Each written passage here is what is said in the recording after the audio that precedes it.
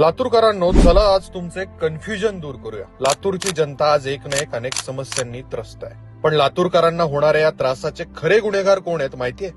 गेल्या अनेक वर्षापासून महापालिकेत ना नगरसेवक आहेत ना महापौर.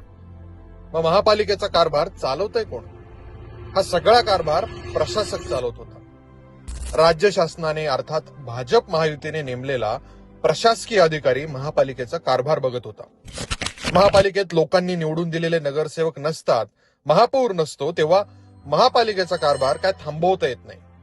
अशा वेळी प्रशासक नेमून महापालिकेचा कारभार राज्य सरकार आपल्याकडे ठेवतं.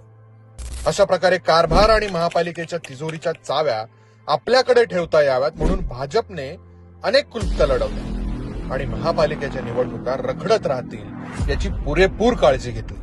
आज राज्यात सत्ता कोणाची आहे? भाजप महायुतीची. प्रशासक कोणाचा? भाजप महायुतीचा. लातूरमध्ये महायुती सरकारचे पाहुणे येणार असले की तात्पुरता का होईना रस्ता होतो, निवडणुकीच्या तोंडावर कामं होतात आणि हे कामं केल्याची शेखी कोण मिरवतं? महायुतीचेच नेते. म्हणजेच लातूरच्या जनतेचे हाल होत असताना काम करण्याची जबाबदारी कोणाची होती? महायुतीच्या नेत्यांचीच. पण हे भाजप महायुतीचे एक से एक बडकर टक्केवारीखोर नेते लातूरचे हाल बघत राहिले आणि फक्त काय म्हणतंय लातूर म्हणून नीच राजकारण करत राहिले. नागरिकांचे होणारे हाल बघून मजाच घेत बसले, पण कोणतंच काम पुढे नेलं नाही. आता तुम्हाला लक्षात आलं ना की अचानक प्रशासक राज महापालिकेत येताच 30-40% कमिशन घेण्याची सुरुवात कशी झाली.